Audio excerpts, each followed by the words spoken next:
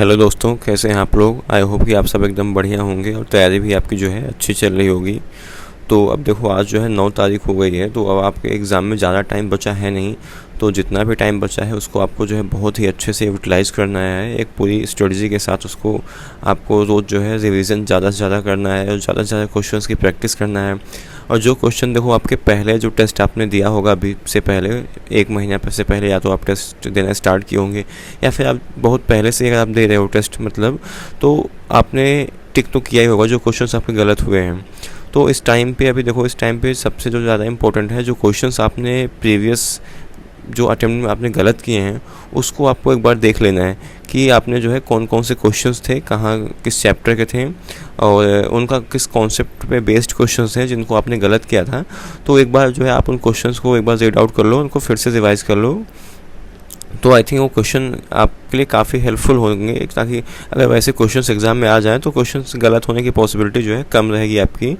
और फ़िलहाल अभी इस टाइम पे आप देखो, सबसे कुछ कोई नया कहीं से पढ़ने कुछ भी ज़रूरत नहीं है। जो चीज़ें आपने पहले से पढ़ रखी हैं वही आपको फिर से उसी को आपको रिवाइज़ करना है। ऐसा नहीं कि आप इस टाइम पे मतलब एकदम लास्ट टाइम मोमेंट में आप कोई और अलग अलग बुक प्रेफर करो कि ये बुक पढ़ लें वो बुक पढ़ लें, या तो कोई जैसे अगर आपको कोई बुक सजेस्ट करता है तो इस टाइम पे देखो आपको किसी भी बुक को पढ़ने की बिल्कुल भी ज़रूरत नहीं है। जो चीज़ें आपने पढ़ रखी हैं पहले से उसी को पढ़ना है। चाहे आपने जो कुछ भी पढ़ा है, कुछ भी अभी नया मत पढ़ो, ना कोई बुक पढ़ो, ना कहीं से क्वेश्चंस मतलब क्वेश्चंस की प्रैक्टिस के लिए आप कोई बुक अभी मत खरीदो। जो चीज़ें आपके पास जितना कंटेंट है उतने से आप पढ़ाई करो और कुछ भी एक्स्ट्रा आपको कुछ एक्स्ट्रा करने की ज़रूरत नहीं है, ठीक है। और चीज़ें रिवाइज करो बार बार।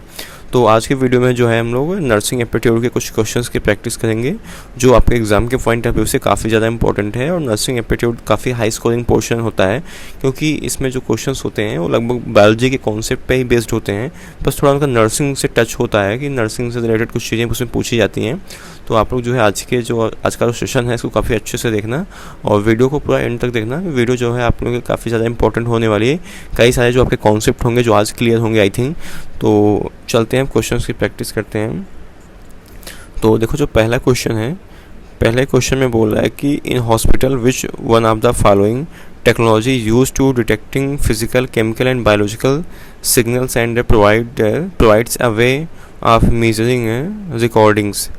मतलब जो हॉस्पिटल्स में इनमें से कौन कौन से ऐसे में टेक्नोलॉजीज़ का यूज़ किया जाता है, जैसे फिजिकल हो गया, केमिकल हो गया, बायोलॉजिकल हो गया, सिग्नल्स और प्रोवाइडर्स जिनका मेजरिंग और रिकॉर्डिंग करते हैं जिनके थ्रू। सुन के देख लेते हैं एक बार। पहला क्या है, सेंसर। सेकंड क्या है, सिग्नल है, ट्रांसड्यूसर। एंड सी क्या है, माइक्रो मैकेनिक्स। एंड फोर्थ क्या है, एक्ट्यूटर। क्या है, एक्ट्यूटर। तो इसका जो है फर्स्ट क्वेश्चन का कौन सा ऑप्शन सही होगा यहाँ पे, इसका जो है वो फर्स्ट ऑप्शन सही होगा। क्या है, सेंसर्स। तो बहुत सारे देखो ऐसे सेंसर्स हैं जो यूज किए जाते हैं हॉस्पिटल्स में, किस चीज़ के लिए, डिटेक्टिंग है फिजिकल, किस चीज़ के लिए, detecting physical chemical and biological signals के लिए। अब चलते हैं अगला क्वेश्चन देखते हैं। Question number 2। क्वेश्चन नंबर 2 में बोल रहा है कि a passenger has been stung by a honey bee. मतलब एक कोई पैसेंजर है वो उसको क्या किया है कि हनी बी ने उसको काट लिया है। The stinger is still under the skin. जो उसके मतलब जो उसका नुकीला पार्ट होता है, जो कांटा कह सकते हो जो होता है, वो अंदर स्किन के मतलब वो पिन है। Needs to be removed to prevent क्या है, anaphylactic shock. What do you do next. मतलब कि उसको एनाफाइलेक्टिक शॉक एक तरह का होता है। इसको आप लोग जब बीएससी नर्सिंग करोगे तो शॉक जो है कई तरह के होते हैं, जैसे हाइपोवॉलेमिक शॉक हो गया, एनाफाइलेक्टिक शॉक हो गया। तो ऐसे जो कार्डियोजेनिक शॉक्स हो गए हैं और हाइपोवॉलेमिक शॉक, तो उसी तरह का एक शॉक होता है एनाफाइलेक्टिक शॉक। तो एनाफाइलेक्टिक शॉक से बचाने के लिए आप जो है क्या करोगे एज अ नर्स। तो पहला क्या है, remove the stinger using a pair of sterile क्या है, ट्विजर्स। बी क्या है, remove the stinger using a pen. C है, use a knife to scrape it out. D है, ऑल ऑफ दीज। तो क्वेश्चन नंबर 2 का जो है वो क्या होगा यहाँ पे, फर्स्ट ऑप्शन सही होगा, remove the stinger using a pair of sterile tweezers. तो एक स्टेराइल जो ट्विजर होता है, इंस्ट्रूमेंट होता है जिसके थ्रू जो है हम इसको निकालते हैं ताकि जो पेशेंट है वो एनाफाइलेक्टिक शॉक से मतलब बच सके, ठीक है। तो ये तो हो गया इसका आंसर। अब आगे चलते हैं, अगला क्वेश्चन देखते हैं। Question number third. Question number third में बोला है कि scrub nurse in operating room has which responsibility. देखो जब ऑपरेशन होता है तो वहाँ पे दो तरह के नर्स होते हैं, एक तो स्टेराइल नर्स होते हैं, एक क्या होते हैं स्क्रब नर्स होते हैं, सॉरी एक जो होते हैं एक मतलब स्क्रब नर्स होती हैं और एक जो होती हैं रेगुलेटरी नर्स होती हैं। तो अब उसी में जो स्क्रब नर्स होते हैं इनका क्या काम होता है ऑपरेटिंग रूम में, जो वहाँ पे ऑपरेशंस होते हैं वहाँ पे स्क्रब नर्स का क्या काम होता है। तो जो स्क्रब नर्स होते हैं इनका अपना अलग काम होता है, और जो सर्कुलेटरी नर्स या फिर इनको रेगुलेटरी नर्स आप कह सकते हो, उनका जो है अपना अलग काम होता है। तो अब ऑप्शन देखते हैं क्या क्या है। पहला ऑप्शन क्या है, पोजिशनिंग द पेशेंट। बी क्या है, assisting with gowning and gloving. And C क्या है, handling surgical instrument to the surgeon. And D क्या है, अप्लाइंग सर्जिकल ड्राप्स। तो क्वेश्चन नंबर थर्ड का जो है यहाँ पे जो है थर्ड ऑप्शन सही होगा, handling surgical instrument to the surgeon. मतलब देखो जो सर्कुलेटरी नर्स होती हैं वो पूरा जैसे ओटी प्रिपरेशन हुआ आप सबका और सब जो चीज़ें, मतलब वो एक तरह से स्क्रब नर्स की असिस्टेंट होती है, और या फिर असिस्टेंट होते हैं, दोनों तरह के नर्स यहाँ पे आप होते हैं। तो जो स्क्रब नर्स होता है मतलब बेसिकली वो जो सर्जन जो सर्जरी कर रहा होता है उसके सपोर्ट में होते हैं, उसके मतलब कौन सा इंस्ट्रूमेंट चाहिए, क्या कब कैसे क्या चाहिए, मतलब पूरा जो होता है वो मतलब पेशेंट को टच कर सकते हैं तो पास में वहाँ होते हैं। बाकी जो सर्कुलेटरी नर्स होते हैं थोड़ा दूर पे होते हैं, तो मतलब टच नहीं करेंगे कुछ भी वहाँ पे जो स्टेराइल जोन है वहाँ पे। तो अब आगे चलते हैं। तो इसका क्वेश्चन नंबर थर्ड का क्या है, थर्ड ऑप्शन जो है सही है। अब देखते हैं क्वेश्चन नंबर फोर्थ। तो क्वेश्चन नंबर फोर्थ में क्या है कि a client is scheduled for क्या है, परक्यूटेनेशियस ट्रांसल्यूमिनल कोरोनो आर्टरी, क्या है, कोरोनरी एंजियोप्लास्टी, पीटीसीए। पीटीसीए का क्या फुल फॉर्म होता है, percutaneous transluminal coronary angioplasty. The nurse knows that a PTCA is the surgical repair of a diseased coronary artery, placement of automatic internal cardiac defibrillator, procedure that compress plaque against the wall of the diseased coronary artery, improve blood flow। D क्या है, non invasive radiographic examination of the heart. तो question number fourth का जो कौन सा option सही यहाँ पे सी होगा, क्या है, procedure that compress plaque against the wall of diseased coronary artery to improve blood flow. पांचवा क्या है, which among of the following committee for the health planning in India is known as a committee of multipurpose worker under the health and family planning. तो question number fifth का जो है, अब options पढ़ते हैं इसका फिफ्थ का। पहला क्या है, बोर कमेटी। बी क्या है, मुडालिया कमेटी। एंड थर्ड क्या है, कार्टर सिंह कमेटी। डी क्या है, श्रीवास्तव कमेटी। तो क्वेश्चन नंबर फिफ्थ का जो है कौन सा ऑप्शन सही यहाँ पे सी होगा, यहाँ पे क्या होगा, करतार सिंह कमेटी। अब देखते हैं अगला क्वेश्चन, क्वेश्चन नंबर 6। इसमें बोला कि which medical condition will develop from severe blood loss. इनमें से कौन सा ऐसा मतलब कंडीशन है जो जब ज़्यादा ब्लड आपका बह जाए, मान लो कोई ट्रामा हो गया, कोई एक्सीडेंट, ट्रामा मतलब कोई एक्सीडेंट आपका हो गया, या फिर सपोज कोई और कुछ कहीं से किसी की वजह से मान लो ब्लीडिंग आपको हो रही है, बहुत ज़्यादा हो रही ब्लीडिंग, तो उस कंडीशन में कौन सी ऐसी जो मतलब सीवियर जो मतलब बीमारी कंडीशन है मेडिकल हो सकती है। तो पहला क्या है, हाइपोवॉलेमिक शॉक। बी क्या है, हाइपोग्लाइसेमिया। सी क्या है, एनाफाइलेक्सिस। एंड डी क्या है, हाइपोथर्मिया। तो क्वेश्चन नंबर जो 6 है इसका कौन सा ऑप्शन सही होगा, यहाँ पे 6 का फर्स्ट होगा हाइपोवॉलेमिक शॉक। हाइपो का मतलब देखो कम होता है और हाइपर का मतलब ज़्यादा होता है। तो जब हाइपो मतलब कम, तो जब ब्लड का लॉस जो है ज़्यादा हो रहा है बॉडी से, तो मतलब ऑब्वियसली बात समझ में आ रही क्या, हाइपो मतलब जो वॉल्यूम है कम हो जाएगा, तो उस वजह से क्या जो जनरेट होगी, कौन सी मतलब मेडिकल कंडीशन होगी, हाइपोवॉलेमिक शॉक। इसके बाद देखते हैं अगला क्वेश्चन।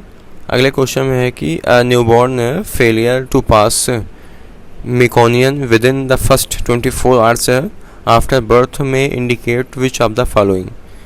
तो पहला क्या है ऑप्शन यहाँ पे, हार्शस्प्रंग डिजीज़। बी है सीलियक डिजीज़।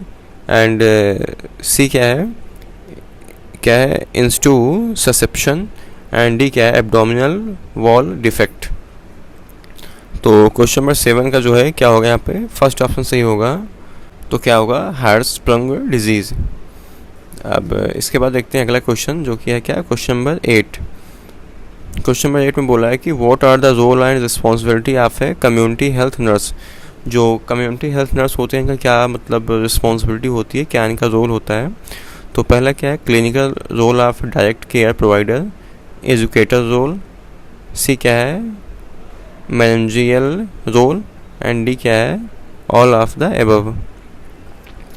तो वो क्या होगा, क्वेश्चन नंबर 8 का जो है यहाँ पे कौन सा ऑप्शन सही है, यहाँ पे ऑल ऑफ द एबव होगा। मतलब तो क्या क्या हो गया, क्लिनिकल रोल हो गया और एजुकेटर रोल हो गया और मैनेजेरियल रोल हो गया, तो मतलब सारे होंगे ऑल ऑफ द एबव। अब अगला क्वेश्चन देखते हैं, क्वेश्चन नंबर 9।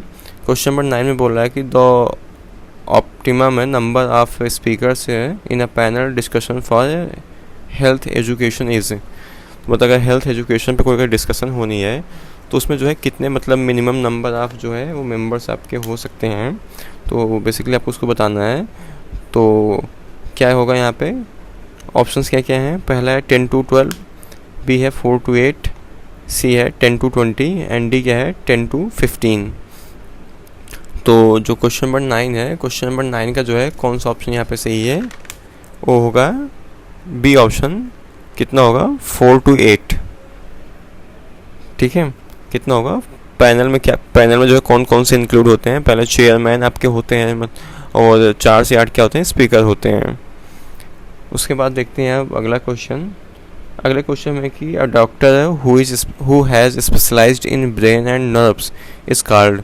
कोई अगर डॉक्टर है उसने मतलब से अगर MBBS करने के बाद मान लो उसने फिर कोई स्पेशलाइजेशन किया, वो किस में किया, ब्रेन और नर्व से संबंधित जो चीज़ें होती हैं उसके लिए उस डिपार्टमेंट में, तो उसको उस डॉक्टर को क्या बोलेंगे, ऑर्थोपेडिक्ट एंड फिजिशियन, न्यूरोलॉजिस्ट एंड क्या है, पैथोलॉजिस्ट।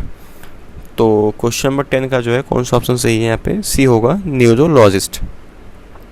जो डॉक्टर मतलब ब्रेन और जो है नर्व से संबंधित अगर बीमारियों को ट्रीट करें या फिर उसको उसमें कोई स्पेशलाइजेशन करते हैं उनको क्या बोलते हैं, न्यूरोलॉजिस्ट।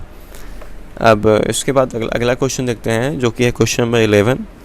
क्वेश्चन नंबर 11 में बोला है कि अ फीमेल पेशेंट एग्जिबिट है साइन ऑफ क्या है, heightened anxiety which a response by the nurse is the most likely to reduce the patient anxiety। तो ऑप्शंस क्या क्या हैं, पहला क्या है, everything will be fine don't worry, read this manual and then ask me any questions you may have, सी क्या है, why don't you listen to do radio, and D क्या है, let's talk about what's क्या है bothering you। तो question number 11 का जो है कौन सा ऑप्शन सही है, यहाँ पे डी होगा। अब इसके बाद अगला है क्वेश्चन नंबर 12। इसमें है इन, उसके बाद डॉट डॉट, उसमें Madras state form the first registration council to provide basic standards in education and training. तो कौन सी ईयर में बनाई थी, ऑप्शंस क्या क्या हैं, 1926 एंड बी क्या है 1930, सी क्या है 1940 एंड डी क्या है 1945। तो क्वेश्चन नंबर 12 का जो है कौन सा ऑप्शन सही है, यहाँ पे वो होगा फर्स्ट। अब इसके बाद देखते हैं अगला क्वेश्चन। अगले क्वेश्चन में है क्वेश्चन नंबर 13 है। इसमें बोल रहा है कि द, उसके बाद डॉट डॉट डॉट, उसके बाद है has the responsibility for the food service to the client according to their needs and doctors है क्या है प्रिस्क्रिप्शन। तो किस डिपार्टमेंट का बेसिकली इसमें पूछा काम होता है, जो जैसे डॉक्टर ने मान लो किसी को कोई डाइट सजेस्ट की है तो उसको सर्व करने की रिस्पॉन्सिबिलिटी जो होती है किसकी होती है, किस डिपार्टमेंट की होती है। तो क्या है, radiology department, pathology department, admitting department and D क्या है, डाइटरी डिपार्टमेंट। तो देखो हर हॉस्पिटल में या फिर हर मेडिकल कॉलेज में एक जो होता है क्या होता है, डाइटरी डिपार्टमेंट होता है, जो पेशेंट के खाने पीने का उनके डाइट का जो है ध्यान रखता है, कब किस पेशेंट को कितना पानी पीना है, उसको ब्रेकफास्ट में क्या खाना है, लंच में कितना खाना है, डिनर में क्या खाना है। तो पूरा जो होती है रिस्पॉन्सिबिलिटी जो होती है ये डाइटरी डिपार्टमेंट की होती है। तो क्या होगा इस जो फिल इन द ब्लैंक, उसमें क्या फिल होगा, dietary department has the responsibility for the food service to the client according to their needs and doctors prescription. तो 13 का कौन सा होगा, फोर्थ ऑप्शन जो है सही होगा। अब इसके बाद देखते हैं क्वेश्चन नंबर 14। इसमें कि द चीफ कॉम्प्लिकेशन ऑफ क्या है, पर्ट्यूशिया इज़। तो पहला क्या है, ब्रोंकाइटिस, बी क्या है, ब्रोंको निमोनिया, एंड सी क्या है, ब्रोंकाइटिस क्या है, ब्रोंकाइटिस, एंड डी क्या है, ऑल ऑफ द एबव। तो क्वेश्चन नंबर 14 जो है इसका कौन सा ऑप्शन सही है यहाँ पे, फोर्थ ऑप्शन जो है सही होगा, ऑल ऑफ द एबव।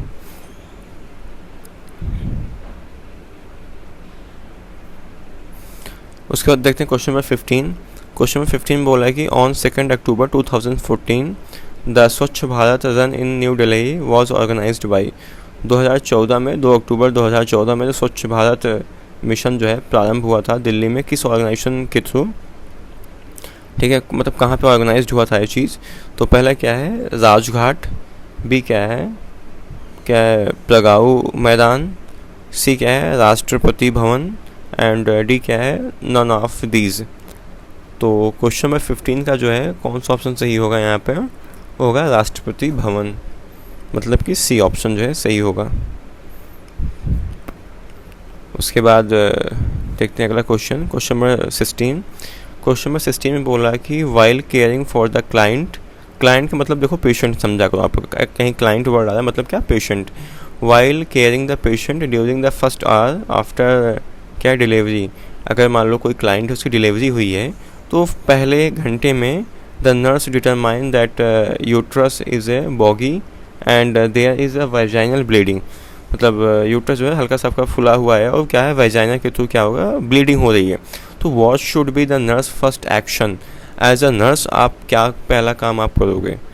तो पहला क्या ऑप्शंस क्या है, पढ़ लेते हैं एक बार। ऑप्शंस में क्या क्या बोल रहा है, पहला है कि चेक द वाइटल साइंस।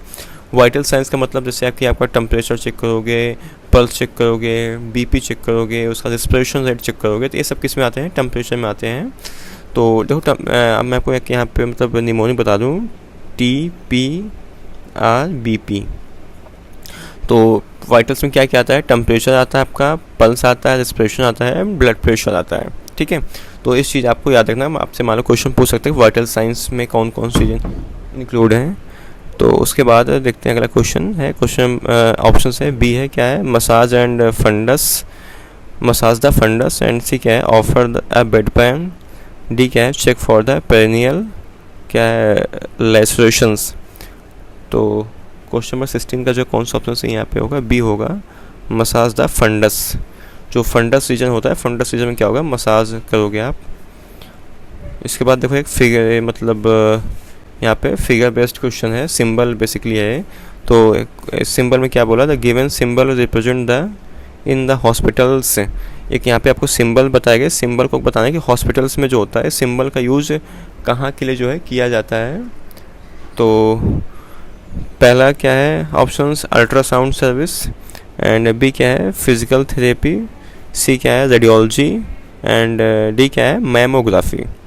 तो ये जो ऑप्शंस है हॉस्पिटल्स में यूज किया जाता है इस सिंबल्स को, इसको तो कहाँ पे किया जाता है ये चीज़, इसको किया जाता है मैमोग्राफी।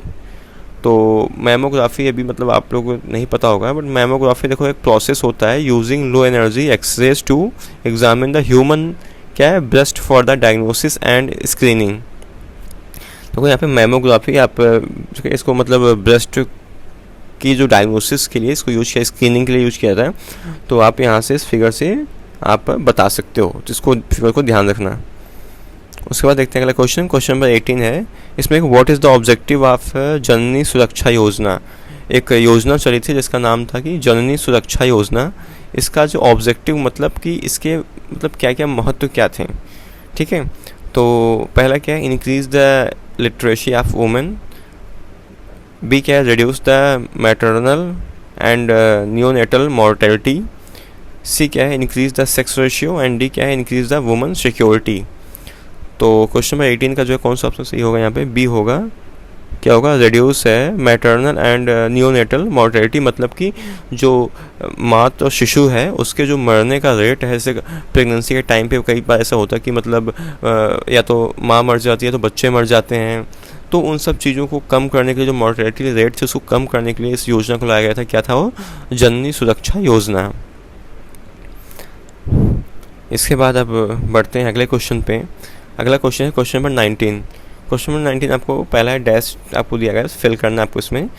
उसके बाद आगे देखते हैं, must be located in the place where there is a UG क्या there is easy accessibility for OP and IP क्या है डाइंट्स। तो क्या होगा इसमें, ऑप्शंस क्या क्या है। तो पहला क्या है, रेडियोलॉजी डिपार्टमेंट, बी है फार्मेसी डिपार्टमेंट, सी है physical medicine and rehabilitation department, and D क्या है, पैथोलॉजी डिपार्टमेंट। तो देखो जो रेडियोलॉजी डिपार्टमेंट है must be located in place where the easy accessibility for OP and IP clients of the total क्या है स्पेट the distribution of various rooms as follows. जैसे कि एक्सरे रूम्स 25% हो गया, फिल्म प्रोसेसिंग 10% हो गया, एडमिनिस्ट्रेशन 30%, वेटिंग एरिया 5% और सर्कुलेशन कितना हो गया 30%। तो क्या होगा 19 के यहाँ पे जो है फर्स्ट ऑप्शन सही होगा, क्या होगा, रेडियोलॉजी डिपार्टमेंट। ठीक है, उसके बाद अब देखते हैं क्वेश्चन नंबर 20। क्वेश्चन नंबर 20 में बोल रहा है कि पेशेंट क्या है is in the bathroom when the nurse enters to give क्या है as a prescribed medications, what should be nurse charge do. अगर मान लो कोई पेशेंट है, आप उसको एज अ नर्स आप उसको मेडिसिन देने गए हैं, तो पेशेंट अभी क्या है वॉशरूम में है, तो एज अ नर्स जो है आपकी क्या रिस्पॉन्सिबिलिटी बनती है उस टाइम पे, तो उसको आपसे बेसिकली पूछ रहा है। तो अभी देखते हैं ऑप्शंस में क्या क्या है। पहला क्या है, leave the medications at the patient bed side, मतलब कि आप मेडिसिन क्या करोगे पेशेंट के बेड साइड पर छोड़ के चले जाओगे। बी क्या है, tell the patient to be sure to be take the medication and then leave the bed side, मतलब कि आप पेशेंट के आने का इंतजार करोगे और पेशेंट को बताओगे कैसे कैसे आपको दवा लेनी है, फिर उसके बाद आप जो है उसको बेड को छोड़ के जाएंगे। उसके बाद है C option, return shortly to the patient rooms and remain there until the patient takes the medications, मतलब आप फिर से दोबारा वापस लौट के आओगे जब तक कि पेशेंट दवा ना खा ले, है ना। उसके बाद डी क्या है, wait the patient to return to the bed and then leave the medication at the bed side. तो क्वेश्चन नंबर जो यहाँ पे 20 है, 20 का कौन सा ऑप्शन सी होगा, यहाँ पे सी होगा, return shortly to the patient room. आप मतलब वो आप जल्दी से ही थोड़ी टाइम बाद आप पेशेंट के रूम में आ पाएंगे। Remain there until the patient takes medication, जब तक पेशेंट जो दवा नहीं खाएगा तब खा लेगा तब तक आपको क्या करना है, वहाँ पे रुके रहना है। ठीक है, तो ये तो हो गया आपका यहाँ पे 20 का आंसर। उसके बाद देखते हैं 21st क्वेश्चन। 21st में बोला है कि डैश है, care for children home birth through adolescence. इसमें आपको फिल इन द ब्लैंक करना, OT nurse, staff nurse, home nurse, D क्या है, पीडियाट्रिक नर्स। तो जो मतलब care for children from birth to adolescence, ऐसे नर्स जो मतलब क्या करते हैं बर्थ से एडोलसेंस तक जो केयर करते हैं उनको क्या बोलते हैं ऐसे नर्स को। तो 21st का क्या होगा यहाँ पे, डी होगा, पीडियाट्रिक नर्स। ऐसे नर्स किस में आते हैं, पीडियाट्रिक नर्स में आते हैं। उसके बाद अगला है question, what are the symptoms of hypothermia. Hypo का मतलब कम, थर्मिया का मतलब टेम्परेचर, मतलब कि आपके क्या हो बॉडी में टेम्परेचर आपका कम हो जाए। तो क्या होगा उसके सिम्टम्स क्या क्या हैं, लक्षण क्या क्या आएंगे आपके बॉडी पे। वार्म एंड स्वेटी, मतलब कि आपको गर्म फील होगा और पसीना आएगा। कोल्ड एंड स्वेटी, आपको ठंडा फील होगा और पसीना आएगा। कोल्ड टायर्ड, मतलब ठंडा रहेगा, आप थके रहेंगे। शिवरिंग, मतलब कंपकपी सी होगी। एंड एक्शन एबनॉर्मली, और आप क्या एबनॉर्मली एक्शन करेंगे। जस्ट वेरी स्वेटी, डी क्या है, मतलब आप जो है बहुत थोड़ा सा से स्वेटी, मतलब पसीना आपको फील करोगे आप। तो क्वेश्चन नंबर 22 का क्या होगा यहाँ पे, सी ऑप्शन सही होगा, cold, tired, shivering and action abnormally. ठीक है, तो बाकी और देखते हैं आपके क्या यहाँ पे इंपॉर्टेंट क्वेश्चन है, कुछ देखते हैं। और क्वेश्चन नंबर 26 में देखते हैं, इसमें क्या है, what is the condition of having stone in the gall bladder. जब गाल ब्लैडर में से स्टोन होती है उसको क्या बोलते हैं। तो पहला क्या है, कोलियोलिथियासिस, एंड सेकंड क्या है, कोलियोसिस्टाइटिस एंड कैलकुलाई, एंड डी क्या है, नन ऑफ दीज। तो जब आपके गाल ब्लैडर में स्टोन होती है तो उसको क्या बोलते हैं हम। यहाँ पे 26 का क्या होगा, यहाँ पे फर्स्ट होगा कोलियोलिथियासिस। कोलियोलिथियासिस होता है, और जो गाल ब्लैडर का रिमूवल होता है, इसका सर्जिकल जब रिमूवल होता है इस टाइम को बोलते हैं कोलियोसिस्टेक्टोमी। ठीक है, तो क्या होगा यहाँ पर 26 का जो है फर्स्ट ऑप्शन सही होगा। उसके बाद देखते हैं क्वेश्चन नंबर 27। इसमें है कि वेस्ट वाटर क्या है, waste water released by house is called. जो घरों से जो वेस्ट वाटर जो है बाहर निकलता है नालियों के थ्रू, जो हमारे घरों से, उसको क्या बोलते हैं, sewage, slugs, silt and none of these. तो 27 में क्या होगा यहाँ पे, फर्स्ट ऑप्शन सही होगा, सीवेज। तो ये तो मतलब कुछ आज हमने जो है क्वेश्चंस प्रैक्टिस किए किसके, नर्सिंग एप्टीट्यूड के, जो क्या थे आपके एग्ज़ाम के पॉइंट ऑफ व्यू से काफ़ी ज़्यादा इंपॉर्टेंट थे। तो आज जो है हम लोगों ने कुछ नर्सिंग एप्टीट्यूड के क्वेश्चंस की प्रैक्टिस किए हैं जो आपके एग्जाम के पॉइंट ऑफ व्यू से काफ़ी ज़्यादा इंपॉर्टेंट थे। और भी हम क्वेश्चंस की प्रैक्टिस करेंगे, भी इंग्लिश के क्वेश्चंस की प्रैक्टिस करेंगे। तो जब तक आपका एग्जाम नहीं हो जाएगा तब तक हम जो है रोज़ एक वीडियो में जो है क्वेश्चंस की सिर्फ प्रैक्टिस करेंगे। बाकी आप लोग खुद से एफर्ट्स अपनी तरफ से डालते रहो। मेन तो देखो, आप जितना खुद से पढ़ाएंगे और आप अपनी तरफ से एफर्ट्स डालोगे उतना आपके ज़्यादा बेनिफिट होगा। और एक चीज़ आपसे और बोलूँगा, कभी देखो कोई कोचिंग या फिर कोई इंसान आपका सिलेक्शन नहीं करवा सकता है। आपके सिलेक्शन के लिए आप जो है खुद रिस्पॉन्सिबल होते हैं। तो इसलिए आप खुद पे बिलीव करो। आप जितना अपने ऊपर कॉन्फिडेंट रहोगे, जितना आप खुद पे भरोसा रखोगे, उतना आपके लिए बेहतर होगा। और ऐसे ही आप लोग क्वेश्चंस की प्रैक्टिस करते रहो और रिवीजन जो टाइम पे आप लोग जो है रोज़ करते रहो ज़्यादा से ज़्यादा। तो फिलहाल आज की वीडियो में इतना ही। बाकी अगर आपको वीडियो पसंद आई हुई हो तो वीडियो को लाइक कर देना और चैनल के सपोर्ट में जो है चैनल को सब्सक्राइब कर देना। Thank you so much watching for this video.